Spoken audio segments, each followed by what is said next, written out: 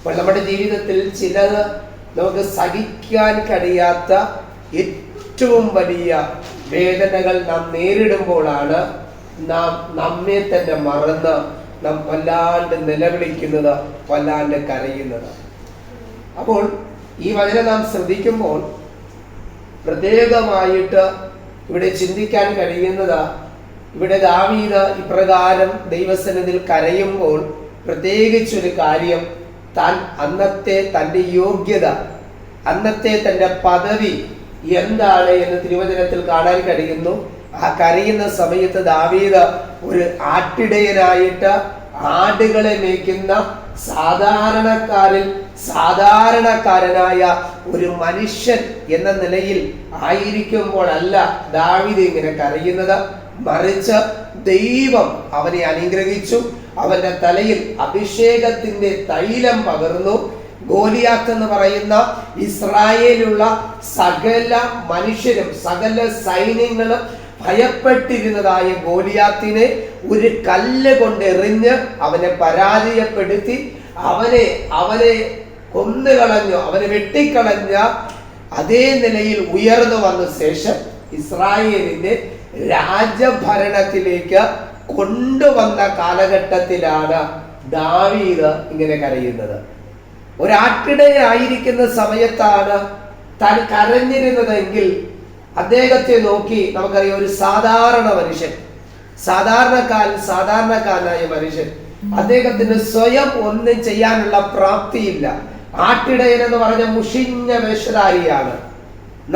നന്നായിട്ട് വസ്ത്രം ധരിച്ച് നന്നായിട്ട് ഭക്ഷണം കഴിച്ച് ജീവിക്കാൻ കഴിയുന്ന ഒരു സാഹചര്യമല്ല കാട്ടിലോ വനാന്തരത്തിലോ പാർക്കേണ്ട ഒരു സാഹചര്യം. നല്ല വീട്ടിൽ പാർക്കാൻ കഴിയില്ല, നല്ല ഇടത്ത് പാർക്കാൻ കഴിയില്ല.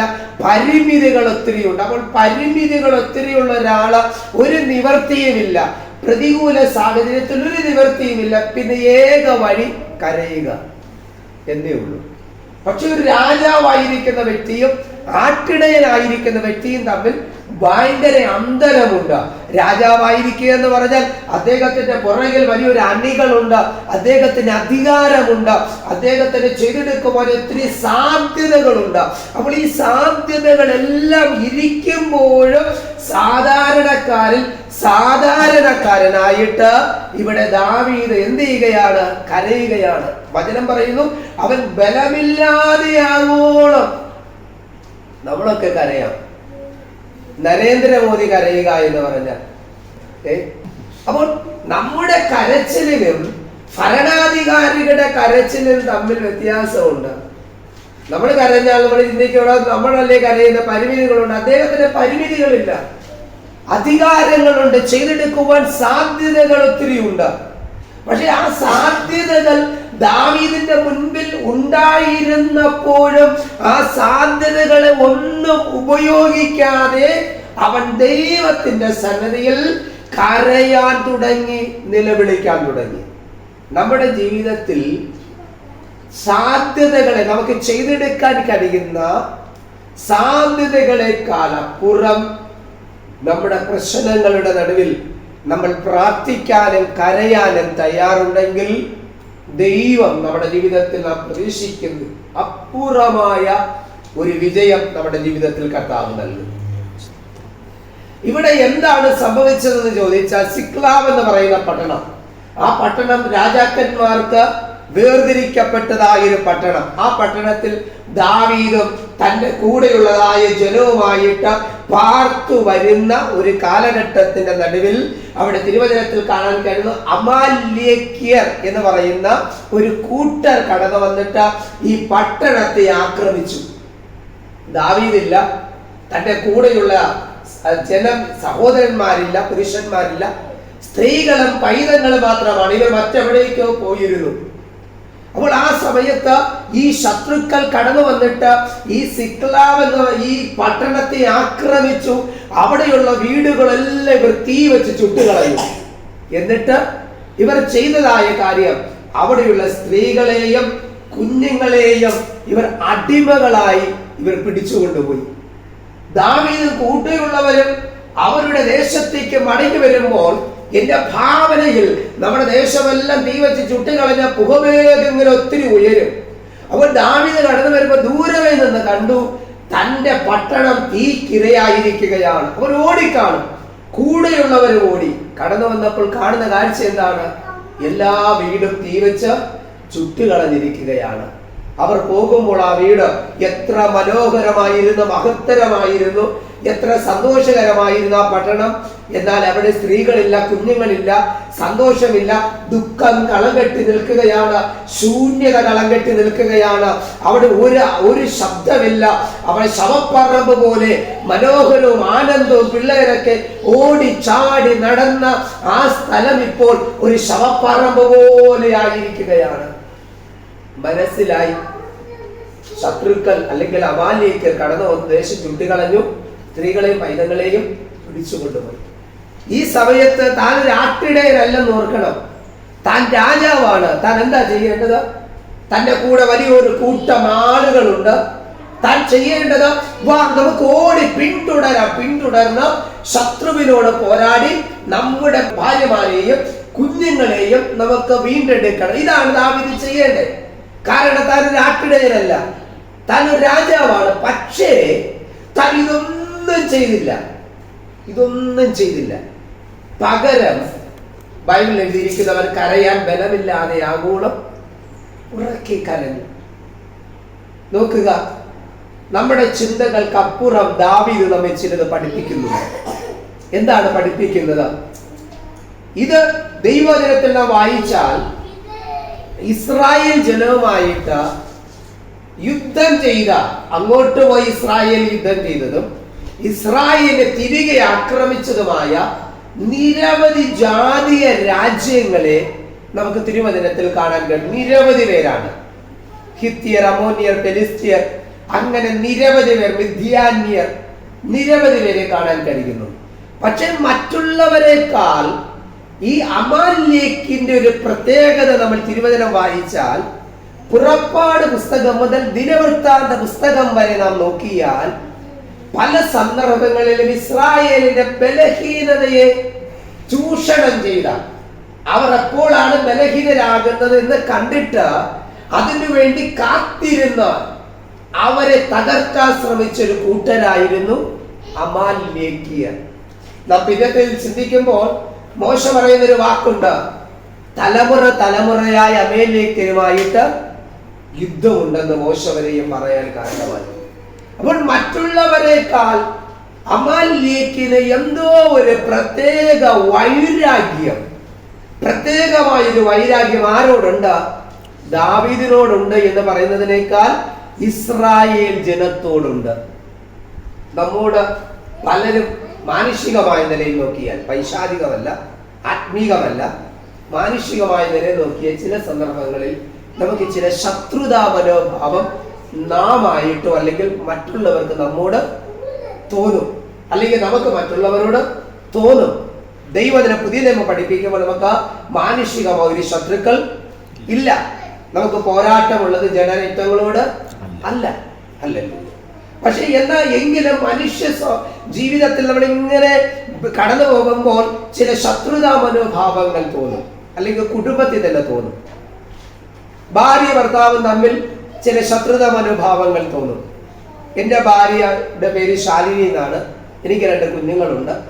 ഞങ്ങൾ വളരെ സന്തോഷവും വളരെ ദൈവകൃപയിൽ ആശ്രയിച്ച് കടന്നു പോകുന്ന, ഞങ്ങളെ വ്യക്തിപരമായി അറിയാവുന്ന ഒരു സഹോദര തുല്യമായി സ്നേഹിക്കുന്ന ഒരു ദൈവദാസനാണ് ജയ്മോൻ പാസ്റ്റർ. ഹല്ലേലൂയ.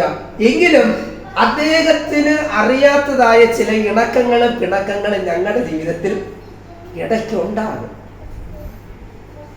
ഞാൻ ആ സമയത്തൊക്കെ എന്തെങ്കിലും പറഞ്ഞിട്ട് എൻ്റെ ഭാര്യയോട് മസിൽ പിടിച്ച് മിണ്ടാതെ ഇരിക്കും. ചോദിച്ചാലൊന്നും മറുപടി പറയത്തില്ല. അപ്പോൾ എൻ്റെ ഭാര്യ ചെയ്തൊരു കാര്യമുണ്ട്, വേറെ ഒന്നും ചെയ്യൂല, എൻ്റെ മുമ്പിൽ വന്നിട്ട് എന്നെ നോക്കി ഒന്ന് ചിരിക്കും. ഞാൻ എത്ര ദേഷ്യപ്പെട്ട് ഇനി എൻ്റെ ഭാര്യയോട് മിണ്ടണ്ട എന്ന് പറഞ്ഞ് എത്ര ദേഷ്യപ്പെട്ടിരുന്നാലും ഈ ചിരി ഇരിക്കുമ്പോൾ എൻ്റെ ഉള്ള എല്ലാ ദേഷ്യവും മാറും. ഒരു ചിരി മതി. നമ്മുടെ ജീവിതത്തിൽ ചില ദേഷ്യങ്ങളൊക്കെ മാറാൻ എന്ത് മതി? വർഷങ്ങൾ കൊണ്ട് മിണ്ടാതിരിക്കുന്ന വ്യക്തിയായിരിക്കും. നമ്മൾ അവരെ കാണുമ്പോൾ അവരും മസിൽ പിടിക്കും, നമ്മളും മസിൽ പിടിക്കും. പക്ഷെ ഒരു ചെറിയ ചിരി മതി. ആ വർഷങ്ങൾ കൊണ്ടുള്ള നമ്മുടെ പിണക്കം മാറാൻ ഒരു ചെറിയ ചിരി മതി. ആ ചിരിക്കകത്തെല്ലാം അലിഞ്ഞു പോകും. ഇത്രയും വർഷം നമ്മൾ അവരെ കുറിച്ച് ചിന്തിച്ചതും വിചാരിച്ചതും അവർ പോലും ചിന്തിക്കാത്ത കാര്യങ്ങൾ നമ്മൾ ഇങ്ങനെ ചിന്തിച്ചു വെച്ചിരിക്കുകയാണ്. അല്ലെങ്കിൽ അവർ നമ്മളെ കുറിച്ച് ഇങ്ങനെ വിചാരിച്ചു വെച്ചിരിക്കുകയാണ്. ശത്രുക്കൾ പോലെ കടന്നു പോകുകയാണ്. പക്ഷെ ഒരു ചിരി കൊണ്ട് വർഷങ്ങളുടെയോ ദിവസങ്ങളുടെയോ ആഴ്ചകളുടെയോ പിണക്കങ്ങൾ മാറ്റിയെടുക്കാനായിട്ട് കഴിയും. എന്നാൽ ചിലതൊന്ന് ചിരിച്ചാൽ പോലും മാറത്തില്ല. എത്ര ചിരിച്ചാലും മാറത്തില്ല. എത്ര സംസാരിച്ചാലും മിണ്ടത്തില്ല. നമ്മൾ എങ്ങനെ അവരോട് പിണക്കം മാറ്റാൻ ശ്രമിച്ചാലും മാറത്തില്ല. അങ്ങനെ മാറാതിരിക്കുന്നെങ്കിൽ അതിനകത്തുള്ള പ്രശ്നം ചെറുതല്ല, അതിനകത്തുള്ള പ്രശ്നം വലുതാണ്. ഒരു കുടുംബം നമ്മളുമായിട്ട് ശത്രുതാ മനോഭാവം പുലർത്തുകയാണ്. വർഷങ്ങൾ കഴിഞ്ഞിട്ട് അവർ ശത്രുക്കളാണ്. ഒരുപക്ഷെ തലമുറകൾ കഴിഞ്ഞിട്ട് അപ്പന്റെ കാലത്ത് തുടങ്ങിയ പിണക്കമാണ് പിള്ളേരുടെ കാലമായിട്ട് ആ പിണക്കം മാറുന്നില്ല. അപ്പോൾ അങ്ങനെ ഒരു പിണക്കം വർഷങ്ങൾ കൊണ്ട് നമ്മെ പിന്തുടരുന്നു എങ്കിൽ അതിനകത്തുള്ള പ്രശ്നം ചെറുതല്ല, അതിനകത്തുള്ള പ്രശ്നം വലുതാണ്. പ്രശ്നം എത്രമാത്രം വലുതാണോ അത്രമാത്രം അതിനകത്തുള്ള വൈരാഗ്യം കൂടുവാനിടയാകും. അപ്പോൾ മറ്റുള്ളവരെക്കാൾ, മിദ്യാന്യരെക്കാൾ, ഫെലിസ്ത്യരെക്കാൾ, മറ്റുള്ള രാജ്യങ്ങളെ ജാതികളെക്കാൾ അമാലേക്യർക്ക് എന്തോ ഒരു പ്രത്യേക വൈരാഗ്യം, പ്രത്യേകമായ ദേഷ്യം, പ്രത്യേകമായ ഇടപെടൽ ആരോടുണ്ട്? ഇസ്രായേൽ ജനത്തോടുണ്ട്. അതുകൊണ്ടാണ് മോശെ പറഞ്ഞ യഹോവയുടെ സിംഹാസനത്തിനാണ് അമാലേക്യർക്ക്, ഇസ്രായേൽ ജനത്തിന് അമാലേക്യരോട് തലമുറയായി യുദ്ധമുണ്ടെന്ന് മോശെ വരെയും പുറപ്പാട് പുസ്തകം നമ്മൾ വായിക്കുമ്പോൾ ദൈവസന്നിധിയിൽ ആണയിട്ട് പറഞ്ഞ ഒരു കൂട്ടം എന്ന് പറയുന്നത് അമാലേക്യരാണ്. എന്തുകൊണ്ടാണ് അവർക്ക് ഇത്രമാത്രം ഒരു ബുദ്ധിമുട്ട് ഇസ്രായേൽ ജനത്തോടുള്ള ബന്ധത്തിൽ ഉണ്ടായത് എന്ന് നമ്മൾ പരിശോധിച്ചാൽ അതിനൊറ്റ കാരണമേ ഉള്ളൂ. ഇവന്റെ ജനനമാണ് കാരണം. അമാലേക്കിന്റെ ജനനം. അമാലേക്കിന്റെ അപ്പൻ എന്ന് പറയുന്ന വ്യക്തിയുടെ പേര് തിരുവചനത്തിൽ കാണുവാനായിട്ട് കഴിയുന്നത് ഹല്ലേലൂയ. അദ്ദേഹത്തിന്റെ ഉൽപ്പത്തി പുസ്തകം 12-ാം അധ്യായം അതിന് 36-ാം വചനം വായിക്കുമ്പോൾ അവിടെ കാണുവാനായിട്ട് കഴിയുന്ന ആ വാക്യത്തിലേക്ക് നമുക്കൊന്ന് കടന്നു വരാമോ? ഉൽപ്പത്തി പുസ്തകം 36-ാം അധ്യായം അതിന്റെ 12-ാം വാക്യം.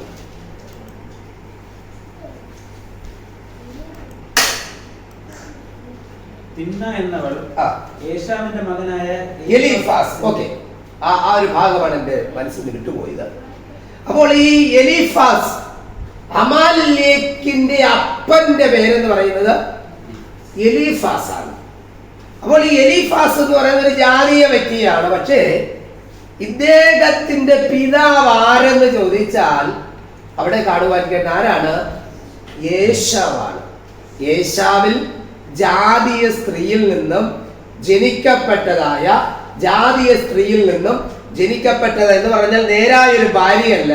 അവിടെ തിരുവചനത്തിൽ കാണാനായിട്ട് കരുതുന്നു, അവിടെ നേരായൊരു ഭാര്യയല്ല, അല്ലാതെയുള്ള ജാതീയ സ്ത്രീയിൽ നിന്ന് ജനിക്കപ്പെട്ടതായ ഒരു മകനാണ് എലീഫാസ്.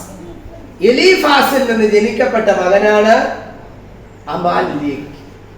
അപ്പോൾ ഈ അമാലേക്കിന് പ്രത്യേകതയില്ലെങ്കിലും തന്റെ പിതാവായ എലീഫാസിന്റെ പ്രത്യേകതയില്ലെങ്കിലും ആർക്ക് പ്രത്യേകതയുണ്ട്?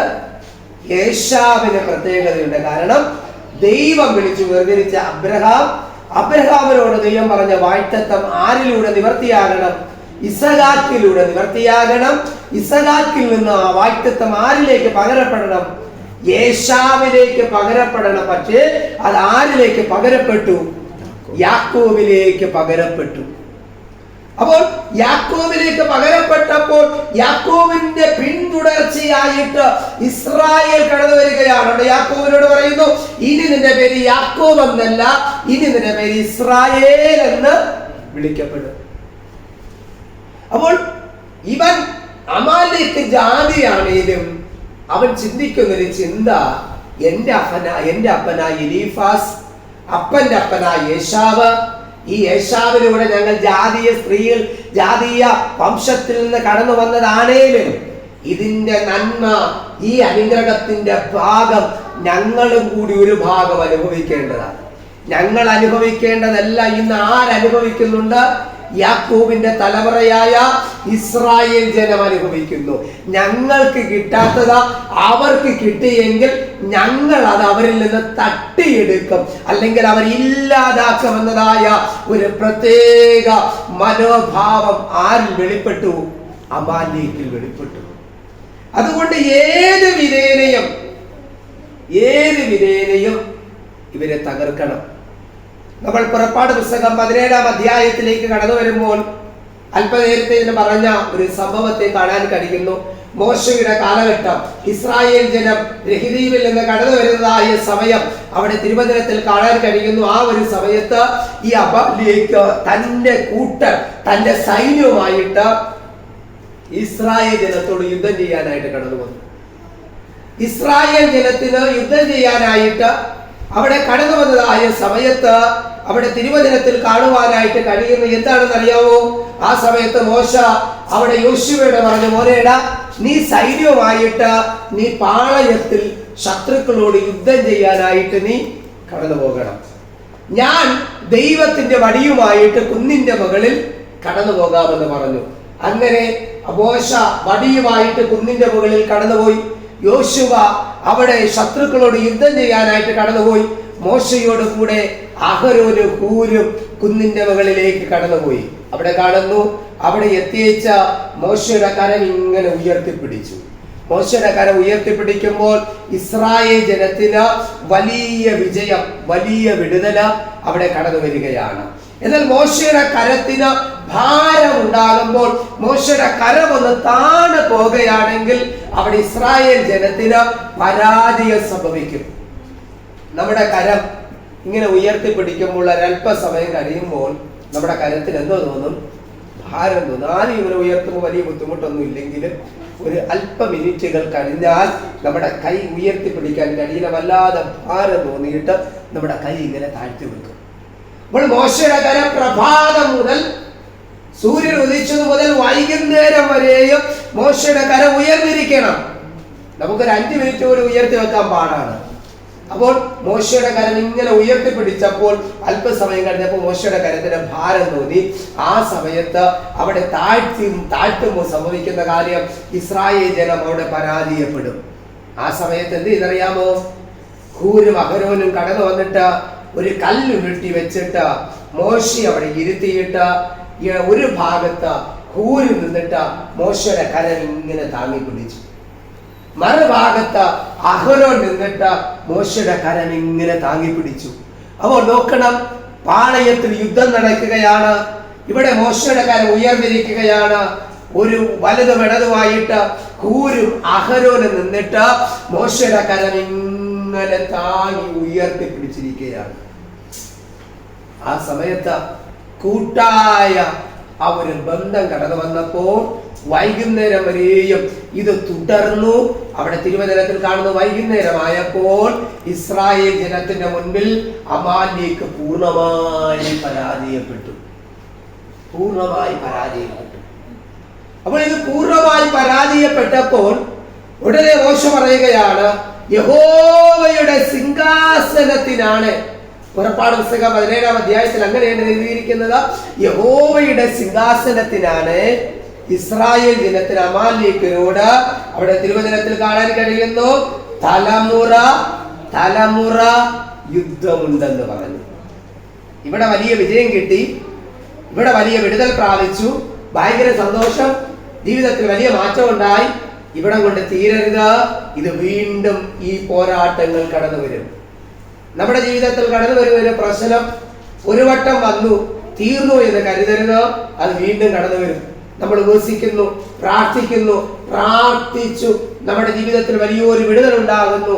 ആ വിടുതൽ ഉണ്ടായി എന്ന് കരുതി എല്ലാ പ്രശ്നങ്ങളും തീർന്നു എന്ന് ചിന്തിക്കരുത്. ആ പ്രശ്നങ്ങൾ വീണ്ടും നമ്മുടെ ജീവിതത്തിൽ പിന്തുടരുവാൻ കാരണമായി തീരും. നമ്മൾ എന്താ ചെയ്യേണ്ടത്? വീണ്ടും പ്രാർത്ഥിക്കണം, വീണ്ടും ഉപസിക്കണം. വീണ്ടും പ്രാർത്ഥിക്കാൻ തുടങ്ങുമ്പോൾ, വീണ്ടും ദൈവത്തിൽ ആശ്രയിക്കാൻ തുടങ്ങുമ്പോൾ നമ്മുടെ പ്രശ്നങ്ങളിൽ നിന്നും നമുക്ക് ഓരോ ദിവസവും വിജയിക്കുവാൻ കർത്താവ് കൃപ തരും. അപ്പോൾ അവിടെ കൂട്ടായ ഒരു ഐക്യതയിൽ, കൂട്ടായ ഒരു തീരുമാനത്തിൽ നിലനിന്നതായ സാഹചര്യത്തിൽ സംഭവിച്ചതായ ഒരു കാര്യം എന്താണെന്നറിയാമോ? അവിടെ ഇസ്രായേൽ ജനം ജയിച്ചു. അപ്പോൾ അമാലേക്കർക്ക് മനസ്സിലായി ഇവരുമായിട്ട് പെട്ടെന്നൊന്നും യുദ്ധം ചെയ്യാൻ ഒക്കത്തില്ല. ഇവിടെ ഞാൻ ഇപ്പോൾ ഇറങ്ങിച്ചെന്നാൽ എന്താ സംഭവിക്കുന്നത്? ഇവിടെ ഇപ്പൊ യോശുവ കടന്നു വരും, പോർക്കളത്തിൽ അടരാരും തന്റെ കൂടെ ഒരു കൂട്ടർ കടന്നു വരും. അവരെല്ലാരും കൂടി പോർക്കളത്തിൽ അടരാടി ഒരുമിച്ച് പൊരുതുവാൻ കാരണമായി തീരും. അവിടെ മോശ ദൈവത്തിന്റെ വടിയുമായിട്ട് കടന്നു പോകും. ഹൂരും അഹരോനും കൂടെ നിന്ന് സഹകരിക്കാൻ, കൂടെ നിന്ന് സഹായിക്കാൻ കാണും. ഇവരുടെ മുന്നിൽ വലിയൊരു ഐക്യതയുണ്ട്. അതുകൊണ്ട് ഇവരെ ഇപ്പോൾ അറ്റാക്ക് ചെയ്യാൻ പറ്റത്തില്ല. അപ്പോൾ അമാലേക്ക് ചിന്തിച്ചു, ഇവരെപ്പോഴാണ് ബലഹീനരാകുന്നത്, ഇവരെപ്പോഴാണ് തളരുന്നത്? അതിനു വേണ്ടി, ഒരവസരത്തിന് വേണ്ടി അവൻ കാത്തിരുന്നു. പിശാചം അതാണ് ചെയ്യുന്നത്. നമ്മുടെ പ്രാർത്ഥനയും ആരാധനയും ദൈവകൃപയും നമ്മളിൽ ഉള്ളിടത്തോളം കാലം ഒരു പോരാട്ടങ്ങൾ നമ്മുടെ ജീവിതത്തിൽ എന്ത് ചെയ്യില്ല, വരില്ല. പ്രലോഭനങ്ങളും പ്രതികൂലങ്ങളും നമ്മുടെ ജീവിതത്തിൽ വന്നു കഴിഞ്ഞാൽ അതിനെല്ലാം നമ്മൾ പ്രാർത്ഥിച്ച് തട്ടി മാറ്റി കളയും. പക്ഷേ നമ്മുടെ പ്രാർത്ഥന കുറയുമ്പോൾ, ദൈവജന വായന കുറയുമ്പോൾ നമ്മുടെ മുൻപിൽ എന്തോ വരും? പ്രലോഭനങ്ങൾ വരും. ആദാമും ഹവ്വയും ഒരുമിച്ചായിരുന്നപ്പോൾ അവിടെ പാമ്പ് ഹവ്വയുടെ അടുക്കൽ കടന്നു വന്നല്ല, ഇവൾ ഒറ്റയ്ക്കായിരുന്ന സമയത്ത് അവിടെ മുമ്പിൽ കടന്നു വന്നു. ഇപ്പോൾ സാധ്യതകൾ നോക്കിയിട്ട്, നമ്മുടെ ജീവിതത്തിന്റെ ബലഹീനത നോക്കിയിട്ടാണ് പലപ്പോഴും ശത്രു അല്ലെങ്കിൽ പിശാചായവൻ നമ്മെ എതിർക്കുവാൻ ശ്രമിക്കുന്നത്. ഞാൻ ഈ പറയുന്നതെല്ലാം മാനുഷികമായ ശത്രുതയെ കുറിച്ചല്ല. നമുക്കൊരു പോരാട്ടമുണ്ട്. ഞാൻ അതിന്റെ ആ ഭാഗങ്ങളിലേക്ക് കടന്നു വന്ന് ഞാൻ അവസാനിപ്പിക്കാൻ ആഗ്രഹിക്കുകയാണ്. അപ്പോൾ ഇവന്റെ മനസ്സിലായി, ഇസ്രായേലിൽ ഇത്രയും ശക്തിയായി നിൽക്കുന്നിടത്തോളം കാലം എനിക്ക് ഇവരെ ഒന്നും ചെയ്യാൻ കഴിയില്ല, ഇവരെ പരാജയപ്പെടണം, ഇവർ ബലഹീനരാകണം. അതിനുവേണ്ടി കാത്തിരിക്കും. ആ കാത്തിരിപ്പ് യാഥാർത്ഥ്യമായോ എന്ന് ചോദിച്ചാൽ അങ്ങനൊരു സന്ദർഭം അമാലേക്കർക്ക് കിട്ടി. ആവർത്തന പുസ്തകം നാം വായിക്കുമ്പോൾ ആ വാക്യം ഒന്ന് എടുക്കണേ. ആവർത്തന പുസ്തകം 25-ാം അധ്യായം, ആവർത്തന പുസ്തകം 25-ാം അധ്യായം അതിന്റെ 17-ാം വാക്യം നമ്മൾ വായിക്കുമ്പോൾ അവിടെ കാണാൻ കഴിയുന്നു, നിങ്ങൾ മിസ്രയീമിൽ നിന്ന് പുറപ്പെട്ടു വരുമ്പോൾ വഴിയിൽ വെച്ച അമാലേക്ക് നിന്നോട് ചെയ്തത്, അടുത്ത വചനത്തിൽ കാണുന്നു, അവൻ ദൈവത്തെ ഭയപ്പെടാതെ വഴിയിൽ നിന്റെ നേരെ വന്ന് നീ ക്ഷീണിച്ചും തളർന്നും ഇരിക്കുമ്പോൾ നിന്റെ പിന്നിൽ പിന്നണിയിലുള്ള ബലഹീനതയൊക്കെയും സംഹരിച്ച കാര്യം തന്നെ ഓർത്തുകൊള്ളുക. കണ്ടവിടെ കാണാനായിട്ട് കഴിയുന്നു. എപ്പോഴാ വന്നത്? ക്ഷീണിച്ചും തളർന്നു ഇരുന്നപ്പോൾ. മുൻകാലങ്ങളിൽ എന്ത് ക്ഷീണമില്ല. പോരാടാൻ ആര് ശക്തനാണ്? യോശുവ ശക്തനാണ്. ദൈവത്തിന്റെ വടിയുമായിട്ട് പർവ്വതത്തിലേക്ക് കയറിപ്പോകാൻ ആരുണ്ട്? മോശയുണ്ട്. കൂടെ നിന്ന് കരമൊന്ന് താങ്ങി പിടിക്കാൻ ആരുണ്ട്? ഹൂരും അഹരോനുമുണ്ട്. അവിടെ ഒരു ഐക്യതയുണ്ടതുകൊണ്ട് ഐക്യതയുടെ നടുവില് ഇവരൊന്നും ചെയ്യാൻ കഴിഞ്ഞില്ല. അപ്പോൾ അറിയാം, ഈ ഐക്യതയിൽ എത്ര തന്നെ ഞാൻ പോരാടിയാലും ഞാൻ തോറ്റുപോകും. ഈ ഐക്യതയിൽ എത്ര തന്നെ പോരാടിയാലും തോൽക്കും. പിശാച് ഏറ്റവും കൂടുതൽ ശ്രമിക്കുന്നത്, നമ്മെ പരാജയപ്പെടുത്താൻ ശ്രമിക്കുന്നത് നമ്മുടെ ഐക്യതയെ നഷ്ടപ്പെടുത്തി കളയുക എന്നതാണ്. ഒരു കുടുംബത്തിന്റെ അകത്ത് ഐക്യതയില്ലെങ്കിൽ അവിടെ എന്ത് വേണമെങ്കിലും ശത്രുവിനെ ചെയ്തെടുക്കാനായിട്ട് കഴിയും. ഒരു കൂട്ടായ്മയുടെ നടുവിൽ ഐക്യതയില്ലെങ്കിൽ അവിടെ എന്ത് വേണമെങ്കിലും ശത്രുവിനെ ചെയ്തെടുക്കുവാനായിട്ട് കഴിയും. പക്ഷെ ഐക്യതയുള്ളിടത്ത്, പ്രാർത്ഥനയുള്ളിടത്ത് ശത്രുവിനൊന്നും ചെയ്യാനായിട്ട് കഴിയില്ല. കാരണം ശത്രു കടന്നു വരുമ്പോൾ തന്നെ ഇവർ ഒരുമിച്ച് പോരാടും, ഒരുമിച്ച് പോരാടി വലിയൊരു വിജയം പ്രാപിക്കും. അപ്പോൾ ഇവിടെ കാണാനായിട്ട് കഴിയുന്നു, അവർ ക്ഷീണിച്ചും തളർന്നു വരുന്നപ്പോൾ, ബലം ഉണ്ടായിരുന്നപ്പോഴല്ല, ശക്തി ഉണ്ടായിരുന്നപ്പോഴല്ല, പ്രാർത്ഥന ഉണ്ടായിരുന്നപ്പോഴല്ല, വചനധ്യാനം ഉണ്ടായിരുന്നപ്പോഴല്ല, കൂട്ടായ്മകളിൽ പങ്കെടുത്തുകൊണ്ടിരുന്നപ്പോഴല്ല, കൂട്ടായ്മയില്ല, പ്രാർത്ഥനയുമില്ല, വചനദാനവുമില്ല, ദൈവവുമായിട്ട് ബന്ധവുമില്ലാതിരിക്കുന്ന ആ സമയത്ത്. അതാണ് ബലഹീനതാവസ്ഥ. നമുക്ക് കൂട്ടായ്മയില്ലെങ്കിൽ, പ്രാർത്ഥനയില്ലെങ്കിൽ, വചനധ്യാനം ഇല്ലെങ്കിൽ, ദൈവത്തിനെ കേൾക്കാൻ നമ്മൾ സമയം കണ്ടെത്തുന്നില്ലെങ്കിൽ നമ്മൾ അറിയാതെ നമ്മൾ ആരായിത്തീരും? ബലഹീനരായിത്തീരും. നമുക്കറിയാം, നമ്മുടെ ശാരീരികമായി ഭക്ഷണം കഴിക്കാൻ കഴിഞ്ഞില്ലെങ്കിൽ നമ്മൾ ബലഹീനരായിത്തീരും. ആരോഗ്യം പോകും. എത്ര ആരോഗ്യമുള്ള മനുഷ്യനും ആഹാരം കഴിക്കാൻ പറ്റില്ലെങ്കിൽ താൻ ഓർമ്മയില്ലാതെ വീഴും ദിവസങ്ങൾ കഴിഞ്ഞാൽ. അതുപോലെയാണ് നമ്മുടെ അകത്തൊരു ആത്മീയ മനുഷ്യനുണ്ട്. ആത്മീയ മനുഷ്യന് ആത്മീയ ആഹാരം നമ്മൾ കൊടുക്കണം, പ്രാർത്ഥിക്കണം, ദൈവജനം വായിക്കണം, കൂട്ടായ്മകളിൽ പങ്കെടുക്കണം, ദൈവദാസന്മാരുടെ വചനം നമ്മൾ കേൾക്കണം. അങ്ങനെ കേൾക്കാൻ കഴിഞ്ഞില്ലെങ്കിൽ നമ്മുടെ ആത്മീക മനുഷ്യൻ ആരായിത്തീരും? ബലഹീനനായിത്തീരും. അങ്ങനെ ഇവർ ബലഹീനരായിത്തീർന്ന സന്ദർഭത്തിൽ ഈ അമാലിലേക്ക് കടന്നു വന്നിട്ട് അതിന്റെ പുറകിൽ പിന്നണിയിൽ കുറച്ച് ബലഹീനരുണ്ടായിരുന്നു. ആ ബലഹീനരൊക്കെ ഇവർ കൊന്നുകളയാനിടയായി. ബലഹീനരെല്ലാം കൊന്നുകളഞ്ഞു. അവിടെ വചനത്തിൽ കാണുന്നു, ഈ കാര്യത്തെ എന്ത് ചെയ്യണം? ഓർത്തുകൊള്ളുക എന്ന് കാണുന്നു. ഓർക്കാനേ പറഞ്ഞുള്ളൂ, വേറെ ഒന്നും കർത്താവ് ചെയ്തില്ല. എനിക്കൊരു സങ്കടം തോന്നി. എന്താണെന്നറിയോ സങ്കടം? ഇവർ ക്ഷീണിച്ചെന്ന് അവർന്നിരുന്നു പറയാനൊരു കാര്യമില്ലേ? നമ്മളൊക്കെ നമ്മുടെ കർത്താവിനോട് പറയും, കർത്താവ് ഞാനത് ചെയ്തു പോയി, പക്ഷേ ഇങ്ങനെ വന്നുകൊണ്ടാണ് ഞാൻ ചെയ്തത്. നമ്മൾ നമ്മുടെ ബലഹീനത പറയും. ആദാം ഹവ്വയെ പറഞ്ഞതുപോലെ ഹവ്വ പറഞ്ഞു, പാമ്പെന്നെ ചതിച്ചു. ആദാം എന്താ പറഞ്ഞ്? എന്നോട് കൂടി ഇരിപ്പാൻ ഞാൻ കണ്ടെത്തിയതല്ല, നീ തന്ന സ്ത്രീ. അപ്പൊ കാരണക്കാരനാരാ? ദൈവം അല്ലേ? നമ്മൾ ഇങ്ങനെ ചില ഉപാധികൾ പറയും, നമ്മുടെ ജീവിതത്തിൽ ഉപാധികൾ പറയും. അപ്പോൾ അതേപോലെ ഇവിടെ ക്ഷീണിച്ചും തളർന്നും ഇരുന്നപ്പോൾ ഏറ്റവും പിന്നണിയിൽ ബലഹീനരായിരുന്നവരല്ലേ? അവർ ശക്തരായിരുന്നെങ്കിൽ വിജയിക്കത്തില്ലായിരുന്നു. അവർ ശക്തരായിരുന്നെങ്കിൽ വിജയം പ്രാപിക്കുകയില്ലായിരുന്നു. ഈ ബലഹീനരായിരുന്നവരല്ലേ? അതുകൊണ്ട് ഈ ബലഹീനതയുടെ നടുവിൽ എന്ത് ചെയ്യാൻ പറ്റും? പക്ഷെ കർത്താവ് ഒന്നും ചെയ്തില്ല. കർത്താവ് ഒന്നും ചെയ്തില്ല. ചില സാഹചര്യങ്ങൾ അങ്ങനെയാണ്. നമ്മൾ പ്രതീക്ഷിക്കാതെയുള്ളതായ പ്രതികൂലത്തിന്റെ ആഴത്തിൽ കടന്നു പോകും. ആ സമയത്ത് കർത്താവ് ഒന്നും ചെയ്യില്ല. കർത്താവ് ഒന്നും ചെയ്യില്ല. നമ്മൾ ചിന്തിക്കും, കർത്താവ് ഇപ്പോഴല്ലേ പ്രവർത്തിക്കേണ്ടത്? എൻ്റെ ജീവിതത്തിൽ എന്തെങ്കിലും ചെയ്യണമെങ്കിൽ ഇപ്പോഴല്ലേ ചെയ്യേണ്ടത്? കർത്താവ് എന്താ പറയുന്നത്? യെശയ്യാപ്രവാചകനിലൂടെ പറയുന്നു, നിങ്ങളുടെ വിചാരങ്ങളല്ല എൻ്റെ വിചാരങ്ങൾ, നിങ്ങളുടെ വഴികളല്ല എൻ്റെ വഴികൾ. ദൂരമുണ്ട്. എത്ര ദൂരമുണ്ട്? ആകാശം ഭൂമിക്ക് മീതെ ഉയർന്നിരിക്കുന്നത് പോലെ എൻ്റെ വിചാരങ്ങൾ നിങ്ങളുടെ വിചാരങ്ങൾ തമ്മിൽ ദൂരെയായിരിക്കുകയാണ്. നമ്മൾ കർത്താവിൽ പലപ്പോഴും ബുദ്ധി പറഞ്ഞു കൊടുക്കുക, ഞാനിങ്ങനെ പ്രാർത്ഥനകൾ പോയി, കർത്താവ് ഈ കാര്യം ഇപ്പൊ ചെയ്താൽ കൊള്ളാം. കർത്താവ് പറയടാ, സമയമായിട്ട് ഇല്ല. ദൈവത്തിന് ചില പ്രത്യേക നിർണയമുണ്ട്.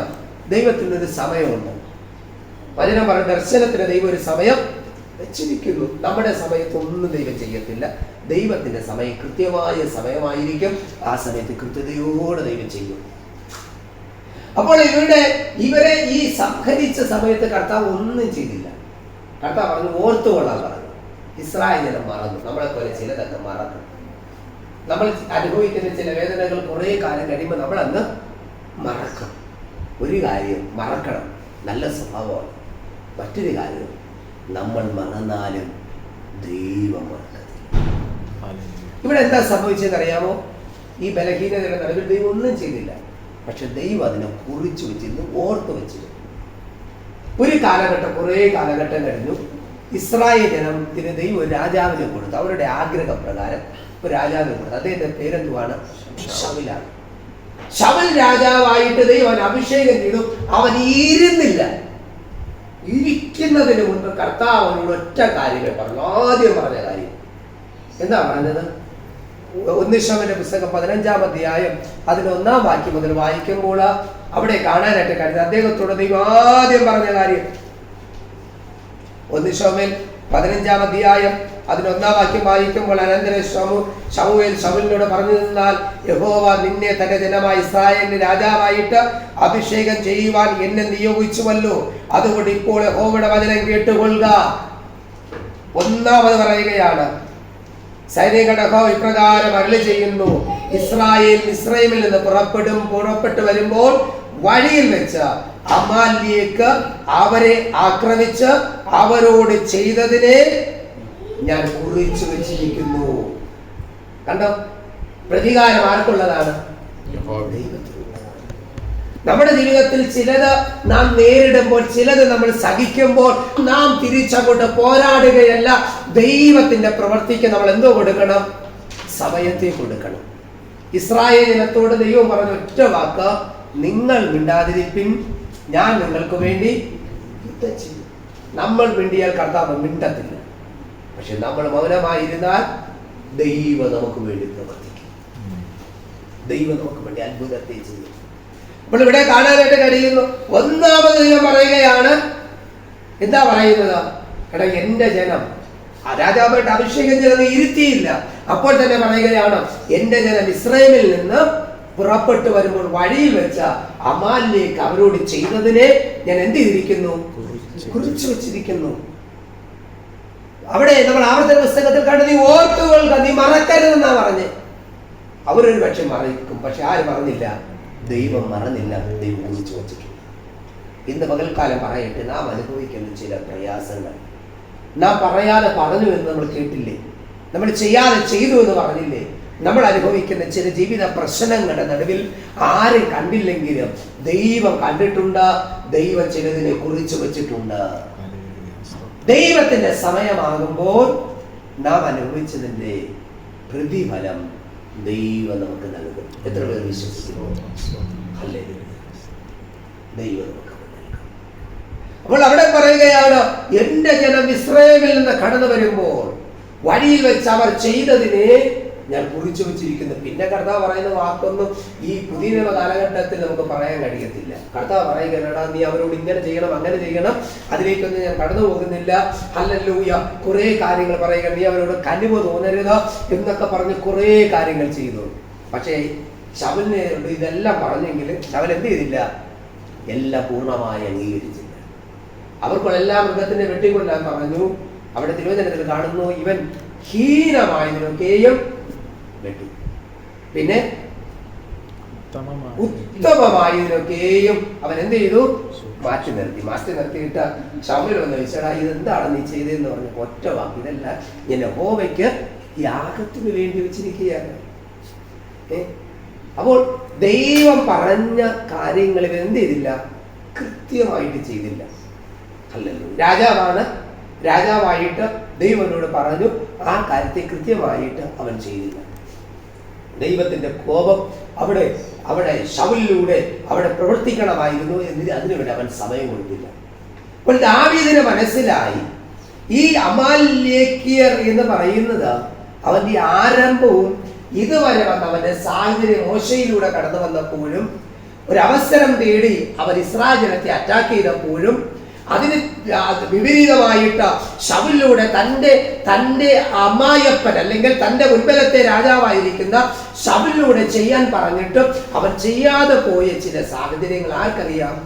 ദാവീദിനറിയാം. ദാവീദിന് ഒരു കാര്യം മനസ്സിലായി, ഇതിന്റെ നടുവിൽ എൻ്റെ കഴിവുകൾ ഉപയോഗിക്കുന്നതിനേക്കാൾ എൻ്റെ സാഹചര്യങ്ങൾ ഉപയോഗിക്കുന്നതിനേക്കാൾ ഒന്നാമത് ദൈവത്തിന്റെ ഹിതത്തിന് ഞാൻ ദൈവസന്നിധിയിൽ ഇരുന്ന് പ്രാർത്ഥിക്കണം. നമ്മുടെ സാധ്യതകളെക്കാൾ അപ്പുറം ദൈവഹിതത്തിന് വേണ്ടി നമ്മൾ പ്രാർത്ഥിക്കുമ്പോൾ ദൈവം നമുക്ക് വേണ്ടി ഒരു വാതിൽ ദൈവം തുറക്കുവാനിടയാണ്.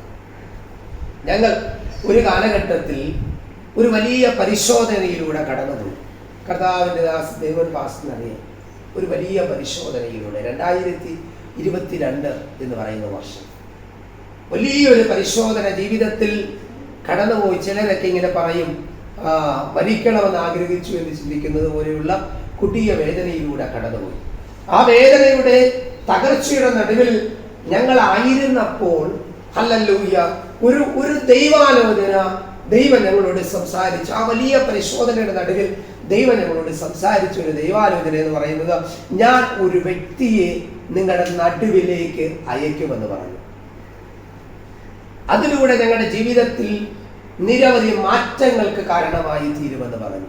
ഞാനിതൊന്നും പറയാൻ ആഗ്രഹിച്ചതല്ല, എൻ്റെ ഉള്ളിൽ വന്നതുകൊണ്ട് ഞാനത് പറയും എന്ന് അല്ല. ആ ഒരു പരിശോധനയുടെ നടുവിലൂടെ ഞങ്ങൾ കടന്നു പോകുന്ന സാഹചര്യത്തിലാണ് ജയ്മോൻ പാസ്റ്ററിനെ ഞാൻ വ്യക്തിപരമായിട്ട് പരിചയപ്പെടുന്നതും ഇങ്ങനൊരു ആത്മീയ കൂട്ടായ്മ ബന്ധത്തിലേക്ക് ഞങ്ങൾ കടന്നു വരുവാനിടയായത്. അതിനുശേഷമുള്ള ഞങ്ങളുടെ ജീവിതം ഇതുവരെയുള്ള കാലഘട്ടത്തേക്കാൾ വളരെ വളരെ മാറ്റങ്ങൾ ഞങ്ങളുടെ കണ്ണുകൾക്ക് ഞങ്ങളുടെ ജീവിതത്തിൻ്റെ അനുഭവത്തിൽ ഈ കടന്നു വന്ന നാളുവരെയും ഞങ്ങളത് അനുഭവിക്കുവാൻ കാരണമായി തീർന്നു.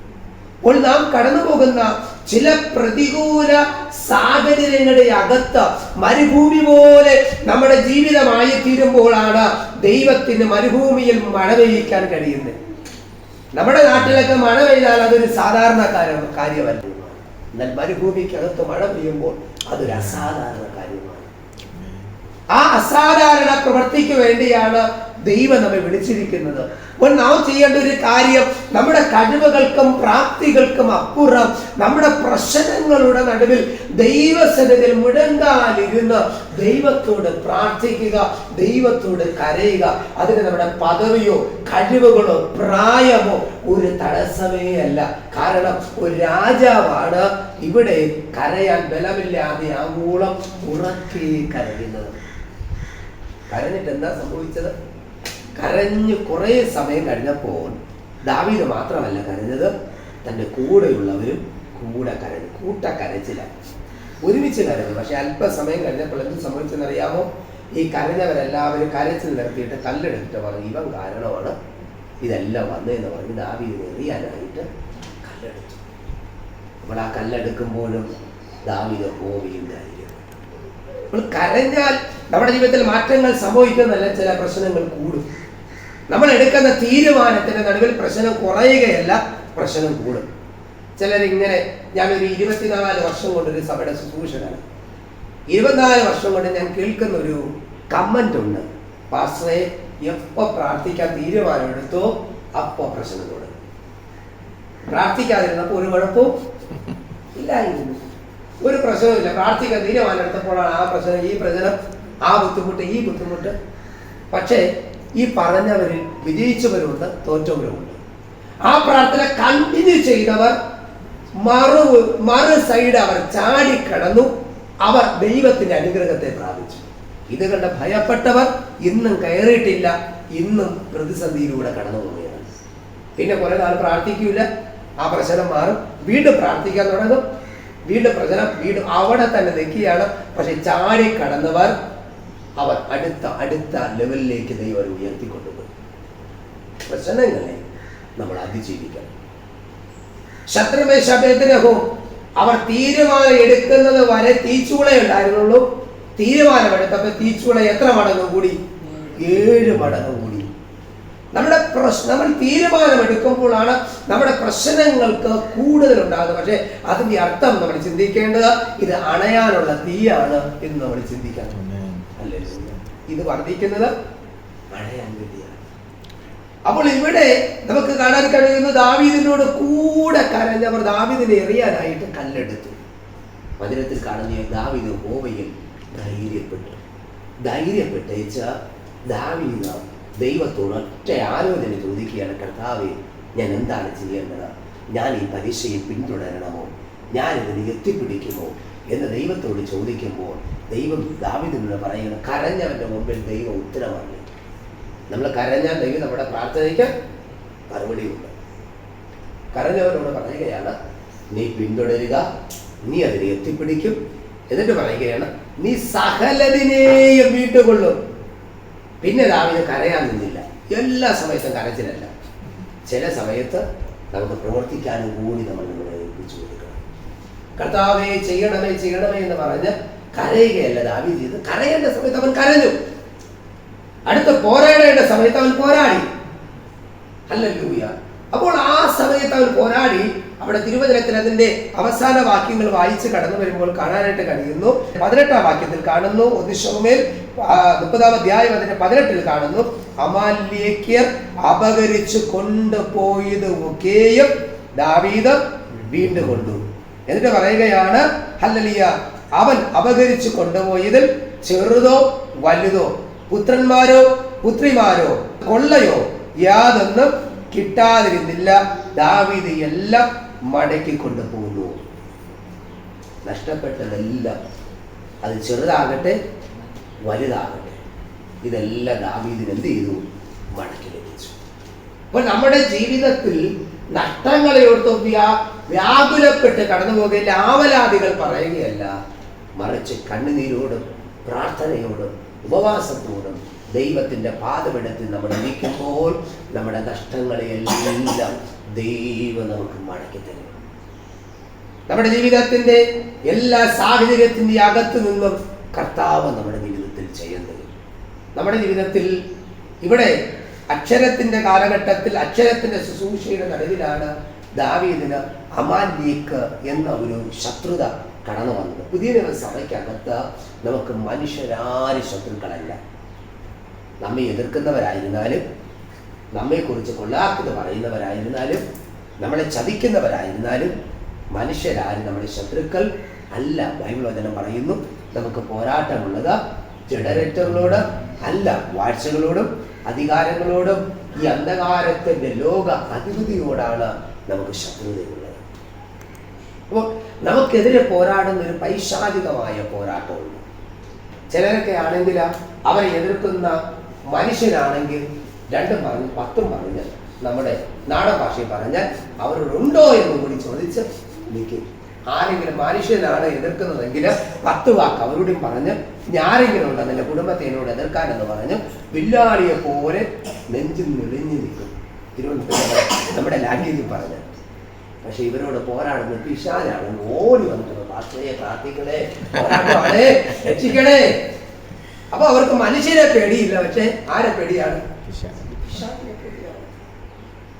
ഒരു പാമ്പ് കടിക്കാൻ വരുന്നത് സ്വപ്നം കണ്ടാൽ മതി, വന്ന് കാൽക്കീഴിലിരുന്ന് പ്രാർത്ഥിക്കാനായിട്ട് ഭയങ്കര പേടിയാണ് പിശാചെന്ന് പറഞ്ഞത്.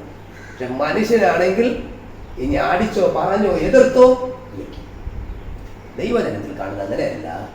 ഭയപ്പെട്ട ഒരു ക്രിസ്തീയ ജീവിതമല്ല നമ്മുടെ ജീവിതത്തിൽ നമ്മൾ നയിക്കേണ്ടത്. അതിൻ്റെ മേൽ കർത്താവ് നമുക്കൊരു വലിയ വിജയത്തെ, ഒരു വലിയ അനുഗ്രഹത്തെ കർത്താവ് നമുക്ക് തന്നിരിക്കുകയാണ്.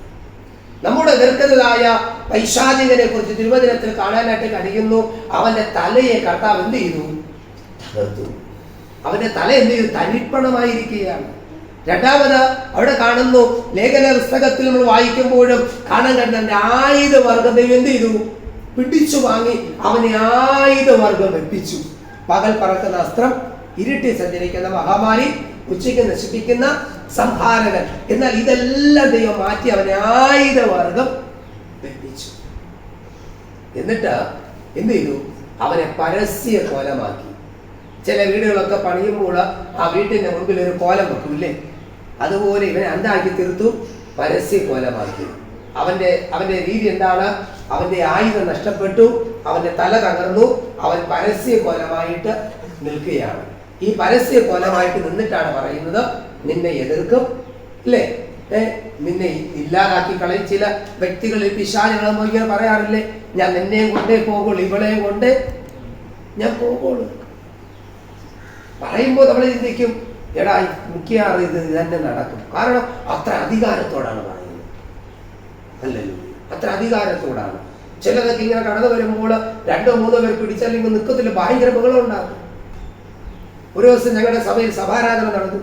ആരാധന നടന്നുകൊണ്ടിരുന്നപ്പോൾ ആരാധന ഞാൻ ഇങ്ങനെ ശക്തിയോടെ പ്രസംഗിച്ചുകൊണ്ട് നിന്നതിൻ്റെ ഇടയ്ക്ക് ഒരു സഹോദരിക്ക് പിശാചുകളെ പുതുതായിട്ട് വന്ന ഒരു സഹോദരിയായിരുന്നു.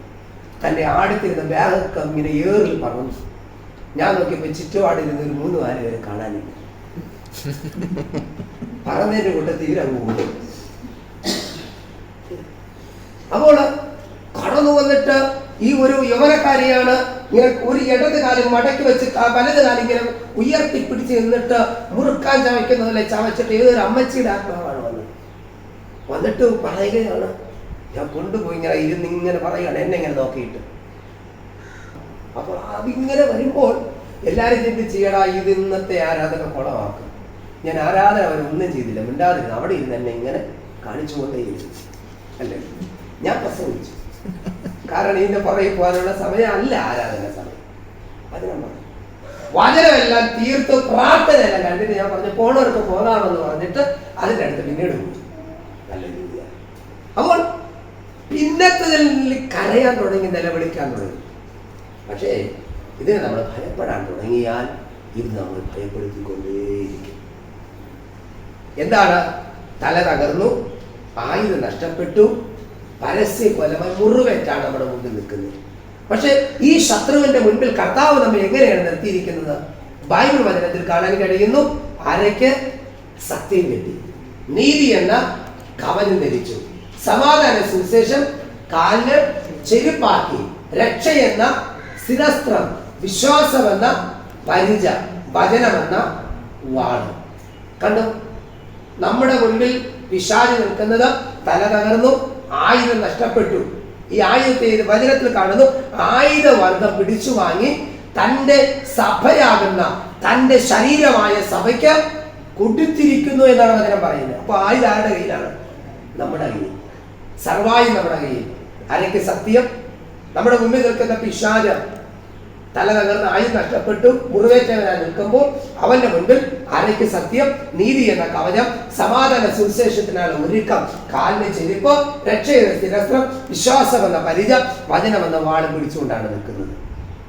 നമ്മുടെ മുമ്പിലാണ് ഉമ്മാക്കി കാണിച്ച് പഠിപ്പിക്കുന്നത് പോലെ ഇവർ പറയുന്നത്, ഞാൻ തകർക്കും, ഇല്ലാതാക്കും, ഞാൻ കുളം തോണ്ടും, കുടുംബത്തിൽ 5 എണ്ണത്തെ കൊണ്ടുപോകും, 3 എണ്ണത്തെ കൊണ്ടുപോകും എന്ന് പറഞ്ഞ് പിശാച് നമ്മുടെ മുമ്പിൽ പോരാടുന്നത്. ഒറ്റ ചോദ്യം, ഈ ആയുധം ധരിച്ച് നിൽക്കുന്ന നമ്മളാണോ ജയിക്കുന്നത്? തല തകർന്ന് ആയുധം നഷ്ടപ്പെട്ട് മുറിവേറ്റ് നിൽക്കുന്ന ഇവരാണോ ജയിക്കുന്നത്? നമ്മളാ ജയിക്കുന്നത്. കാരണം അധികാരം ഇവിടെ പറഞ്ഞു, 100 പേരുള്ളവരാണോ 200 പേരുള്ളവരാണോ ജയിക്കുന്നത്? സ്വാഭാവികമായിട്ട് ഇവിടെ ജയിക്കുന്നത് നമ്മളാ. കാരണം നമ്മുടെ മുമ്പിൽ കർത്താവ് ഇത്യാദി അനുഗ്രഹങ്ങൾ, അധികാരങ്ങൾ ദൈവം നമുക്ക് തന്നിരിക്കുകയാണ്. അധികാരങ്ങൾ ഞാൻ നിങ്ങളോട് പറഞ്ഞിട്ടുണ്ടോ എന്ന് അറിയില്ല. ഞാനിത് പറയുമ്പോൾ ഒരു കാര്യം ഇങ്ങനെ പറയാറുണ്ട്. നമ്മളൊക്കെ ഈ ചപ്പൽ, ചെരുപ്പ് ഉപയോഗിക്കുന്നവരാണ്. നമ്മുടെയൊക്കെ ചെരുപ്പിന് ഒരു വിലയുണ്ട്, അല്ലേ? ഞാനിപ്പോൾ ഇട്ടുകൊണ്ട് വന്ന എൻ്റെ ചെരുപ്പിൻ്റെ വില പറയുന്നുണ്ടെങ്കിൽ വേറെ തോന്നരുത്. 750 രൂപ പയ്യ പറഞ്ഞു. 2 ലക്ഷം രൂപയുടെ ഒരു ചെരുപ്പ് എനിക്ക് കിട്ടിയെന്നത്. ഞാൻ ഉപയോഗിക്കുന്ന ചെരുപ്പ് 750. എനിക്ക് കിട്ടിയ ചെരുപ്പിൻ്റെ വില, ഷൂവിൻ്റെ വില, ഞാൻ ഇന്ന് ഷൂ ആണിട്ടുള്ളത്, അത് 750. കിട്ടിയതിൻ്റെ വില 2 ലക്ഷം. ഞാനൊരു ചോദ്യം നിങ്ങളോട് ചോദിക്കട്ടെ, ഞാൻ എന്തോ ചെയ്യും? ഈ ഷൂ ഞാൻ എന്തോ ചെയ്യും? കാലിടും? നിങ്ങൾ പറ.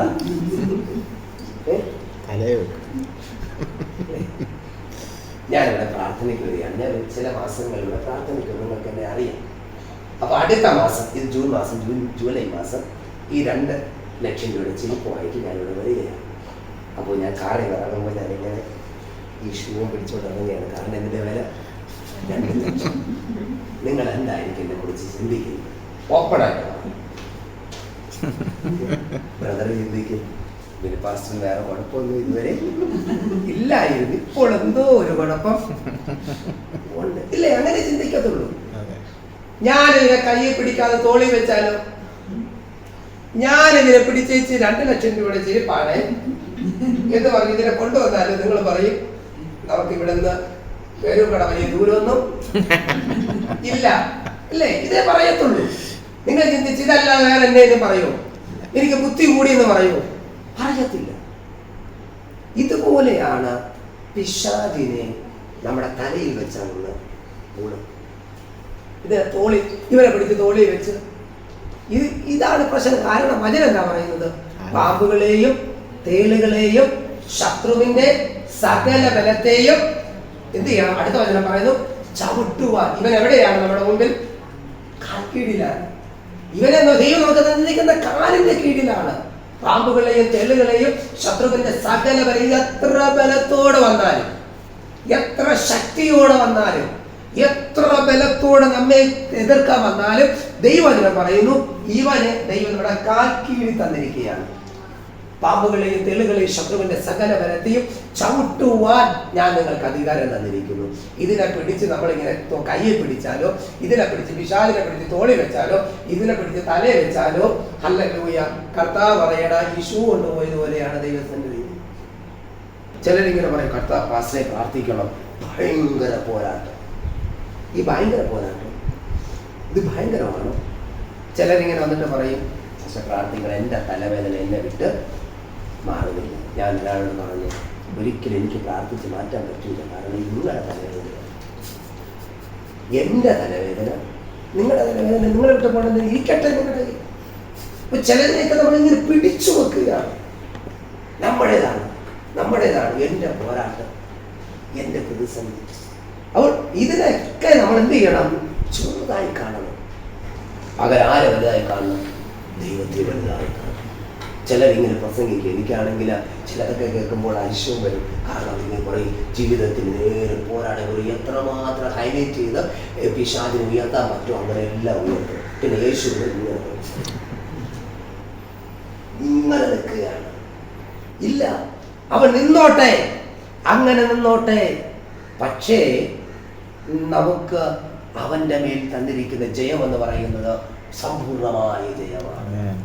തല തകർന്ന ഇവന് മറ്റൊന്നും ചെയ്യാനില്ല, പക്ഷെ ഇവൻ നമ്മളിങ്ങനെ ഭയപ്പെടുത്തിക്കൊണ്ടേയിരിക്കും. അതിൻ്റെ അർത്ഥം പിശാചിന് കുഴപ്പമില്ല, നമുക്ക് തോന്നിയത് പോലെ ചെയ്യാമെന്നില്ല. നമ്മൾ തോന്നിയത് ചെയ്താൽ ഇവൻ ഭയപ്പെടും. നമ്മൾ ദൈവത്തിൻ്റെ വചനപ്രകാരം, ദൈവത്തിൻ്റെ ആലോചന പ്രകാരം, ദൈവത്തിൻ്റെ ഇഷ്ടപ്രകാരം നമ്മൾ ജീവിക്കുകയും പ്രാർത്ഥിക്കുകയും ദൈവദിനം വായിക്കുകയും ദൈവത്തോട് സമർപ്പണവും പ്രാർത്ഥനയും തീരുമാനമുണ്ടെങ്കിൽ പിശാചിന് നമ്മളൊന്നും ചെയ്യാൻ കഴിയില്ല. ഹല്ലേലൂയ. കർത്താവ് നമ്മെ ജയത്തിൽ നിന്നും ജയത്തിലൂടെ ദൈവം നടത്തും, വിടുതലിൽ നിന്നും വിടുതലിലൂടെ ദൈവം നടത്തും. അപ്പോൾ നമ്മുടെ ജീവിതത്തിൽ സമ്പൂർണമായൊരു ജയം ദൈവം നമ്മുടെ ജീവിതത്തിൽ നൽകി തരും. ഒറ്റ കാര്യമേ ഉള്ളൂ, കരയേണ്ട സമയത്ത് നമ്മൾ കരയണം, പ്രാർത്ഥിക്കേണ്ട സമയത്ത് നമ്മൾ പ്രാർത്ഥിക്കണം. പ്രാർത്ഥിച്ചാൽ എൻ്റെ ജീവിതത്തിൽ അത് നടക്കും, എൻ്റെ ജീവിതത്തിൽ അത് സാധ്യമായി തീരും എന്ന ഉറച്ച മനസ്സും ഉറച്ച തീരുമാനവും നമ്മുടെ ജീവിതത്തിൽ നിലനിൽക്കുന്നുവെങ്കിൽ നിശ്ചയമായി നമ്മുടെ ജീവിതത്തിൽ അനുഗ്രഹം ഉണ്ടാകും. പോരാട്ടങ്ങൾ വരത്തില്ലെന്നല്ല, പ്രതികൂലങ്ങൾ ഉണ്ടാകത്തില്ലെന്നല്ല, അതെല്ലാം ഉണ്ടാകും. ഞാൻ പറഞ്ഞല്ലോ, എൻ്റെ ഭാര്യയുടെ കണ്ണിന് പെട്ടെന്ന് തിമിരം വന്നു. ഇത് സാധാരണ വരുന്നത് പോലെയല്ല. പല ടെസ്റ്റ് ചെയ്തു, പെട്ടെന്ന് ദിവസം കഴിയുന്തോറും കണ്ണ് ഭയങ്കരമായിട്ട് വൈറ്റ് കളർ ആയിക്കൊണ്ടിരുന്നു. ഒരു കണ്ണിൻ്റെ 80% കാഴ്ച പോയി. ആ ഒരു പ്രതിസന്ധി കടന്നുപോയി. സർജറി കഴിഞ്ഞ് എല്ലാം തീർന്നു എന്ന് പറഞ്ഞ് വീട്ടിൽ വന്ന് ആശ്വസിക്കാൻ ശ്രമിച്ചപ്പോൾ പിറ്റേന്ന് രാവിലെ കണ്ണ് പറഞ്ഞ് ഞാൻ പ്രാർത്ഥിച്ചുകൊണ്ടിരുന്നപ്പോൾ ഒരു വിളി കേട്ടു. ചെന്നപ്പോൾ അമ്മ ഓർമ്മയില്ലാതെ കിടക്കുകയാണ്. അമ്മയ്ക്ക് വെള്ളം കൊടുത്തു. വെള്ളം കൊടുക്കാനായി വെള്ളമാണ് ചോദിച്ചത്. വിളിച്ചിട്ട് ഒരു അനക്കവും ഇല്ല. നന്നായി വിളിച്ചു. പെട്ടെന്ന് കണ്ണു വന്നിട്ട് ദീർഘശ്വാസം എടുത്തു. എൻ്റെ കയ്യിൽ കടന്ന് 1-2 വട്ടം പിടഞ്ഞു. പിന്നെ അനക്കൊന്നുമില്ല. എൻ്റെ ഹൃദയം വല്ലാതെ വിട്ടഞ്ഞു പോയി, വല്ലാതെ തകർന്നു പോയി. എന്ത് ചെയ്യണമെന്ന് ഒരു സെക്കൻഡ് ഒന്നും ചെയ്യാൻ തോന്നിയില്ല, സ്റ്റക്കായി പോയി. പെട്ടെന്ന് 108 വിളിച്ചു. അവിടെ നിന്ന് മെഡിക്കൽ കോളേജിൽ കൊണ്ടുപോയി. ജീവിതത്തിൽ പ്രതികൂലങ്ങൾ വരത്തില്ലെന്നല്ല, വരും. പക്ഷേ അവിടെയും നമുക്കൊരു ജയം തരുന്നു. 2 ദിവസം മെഡിക്കൽ കോളേജിൻ്റെ അകത്തായി ഇങ്ങോട്ട് ഓടിക്കേണ്ടതെല്ലാം ഓടിച്ചു. പല്ല് പോലും തേക്കാൻ പറ്റിയില്ല. അതായിരുന്നു വാസ്തവം. ഇട്ട ഡ്രസ്സ് മാറ്റാൻ പറ്റിയില്ല. അവിടെ തന്നെ 2 ദിവസം ഉറങ്ങാൻ പോലും പറ്റിയില്ല. ഒത്തിരി പ്രതിബന്ധങ്ങൾ. ഞായറാഴ്ച രാവിലെയാണ് ഞാൻ ആലയത്തിൽ പോകുന്നത്. അപ്പോൾ പ്രയാസങ്ങൾ കടന്നു വരും. അതിൻ്റെ അർത്ഥം നമ്മൾ പരാജയപ്പെടുകയല്ല, കർത്താവ് നമ്മെ ജയത്തിലൂടെ നടത്തും. ക്രിസ്തുവിൽ നമ്മെ എല്ലായ്പ്പോഴും ജയ ഉത്സവമായി നടത്തുകയും എല്ലായിടത്തിന്റെ പരിജ്ഞാനത്തിന്റെ വാസന വെളിപ്പെടുത്തുന്ന ദൈവം. പ്രയാസങ്ങൾ വരെ ക്രിസ്തീയ ജീവിതം സന്തോഷകരമായ ജീവിതമല്ല. വചനത്തിൽ കാണുന്നു, ശിഷ്യന്മാരുടെ മനസ്സിന് ഉറപ്പിച്ചു പോകുന്നത് അനേക കഷ്ടങ്ങളിലൂടെ കടക്കണമെന്ന്, അനേക കഷ്ടങ്ങളിലൂടെ നമ്മൾ ദൈവരാജ്യത്തിൽ പ്രവേശിക്കണം. പ്രയാസങ്ങളും പ്രതികൂലങ്ങളും രോഗങ്ങളും ബുദ്ധിമുട്ടുകളും ജീവിതത്തിൻ്റെ നേരെ കടന്നു വരുമ്പോഴും കർത്താവ് ഇറങ്ങി വന്ന് പ്രവർത്തിക്കേണ്ടത് ദൈവം പ്രവർത്തിക്കും. ശദ്രക്കിനെ, മേശക്കിനെ, അബദ്ദിനെഗോവിനെ പോലെ ദൈവം വിടുവിച്ചാലും ഇല്ലെങ്കിലും, വിടുവിക്കാൻ ദൈവത്തിന് കഴിയില്ലെങ്കിലും എൻ്റെ പ്രശ്നമല്ല. അത് ദൈവത്തിൻ്റെ പദ്ധതിയാണ്, ദൈവത്തിൻ്റെ പ്രവൃത്തിയാണ്. ഞാൻ ദൈവത്തെ വാഴ്ത്തും, ഞാൻ ദൈവത്തെ ഉയർത്തും, കർത്താവിനെ ഞാൻ മഹത്വപ്പെടുത്തും, യഹോവയുടെ പ്രവൃത്തിയെ ഞാൻ ഉയർത്തിപ്പിടിക്കും. ആ ഒരു മനോഭാവത്തോടെ കടന്നു പോകുമ്പോഴാണ് നമ്മുടെ ക്രിസ്തീയ ജീവിതം വിജയത്തിൻ്റെ ജീവിതമായി തീരുന്നത്. തോറ്റ് പിന്മാറുന്നവരുടെ കൂട്ടമല്ല, വിജയിച്ച് ജീവരക്ഷ പ്രാപിക്കുന്നവരുടെ കൂട്ടമാണ്. അതുകൊണ്ട് ഒരു പ്രതിസന്ധിയിലും തളരാതെ, ഒരു പ്രതികൂലത്തിലും തളരാതെ ദൈവവചനത്തെ അറിയുക, ദൈവവചനത്തെ വിശ്വസിക്കുക, ദൈവവചനത്തെ മനസ്സിലാക്കുക. അതിലൂടെ ദൈവം നമുക്ക് ചെയ്യേണ്ടതിനെ ദൈവം ചെയ്യും. എൻ്റെ വാക്കുകൾക്ക് ഞാൻ വിരാമം കൊടുക്കാൻ ആഗ്രഹിക്കുന്നു. അവിടെ പറയുന്നു, കരഞ്ഞവൻ്റെ മുൻപാകെ നഷ്ടപ്പെട്ടതെല്ലാം ദൈവം മടക്കി കൊടുക്കും. കണ്ണുനീരോടെ വിതയ്ക്കുന്നവൻ ആർപ്പോടെ കൊയ്യും. വിത്ത് ചുമന്നും കരഞ്ഞുകൊണ്ട് പോകുമ്പോൾ കറ്റ ചുമന്നും ആർത്തും കൊണ്ടുവരും. നമ്മുടെ ജീവിതത്തിൽ കരയാനൊരു കാലമുണ്ടെങ്കിൽ ചിരിക്കാനൊരു കാലമുണ്ട്. നഷ്ടപ്പെടാനൊരു കാലമുണ്ടെങ്കിൽ നേടിയെടുക്കാനൊരു സമയമുണ്ട്. ഒന്നിലെ പതറില്ല, ഒന്നിലെ പിന്മാറില്ല. പലരും ദൈവസേനയിൽ കടന്നു വന്നിട്ട് ഇന്ന് പിന്മാറിയിരിക്കുകയാണ്. കഴിയുമെങ്കിൽ ഈ ദേശത്ത് പാർക്കുന്ന നിങ്ങളെ കൊണ്ട് കഴിയുന്നത് നിങ്ങൾ അവരെ അടുക്കൽ കടന്നുപോയി അവരെ വിളിക്കണം, കൊണ്ടുവരണം, ദൈവസന്നിധിയിൽ കൊണ്ടുവരണം, ദൈവസന്നിധിയിൽ അവരെ കൊണ്ടുവരണം. അല്ലേ? കാരണം ഇത് തോറ്റ് പിന്മാറുന്നവരുടെ ജീവിതമല്ല. ഏത് പ്രതിസന്ധിയുടെ നടുവിലും വിജയത്തോടെ മുന്നേറേണ്ടവരാണ്, വിടുതലോടെ മുന്നേറേണ്ടവരാണ്.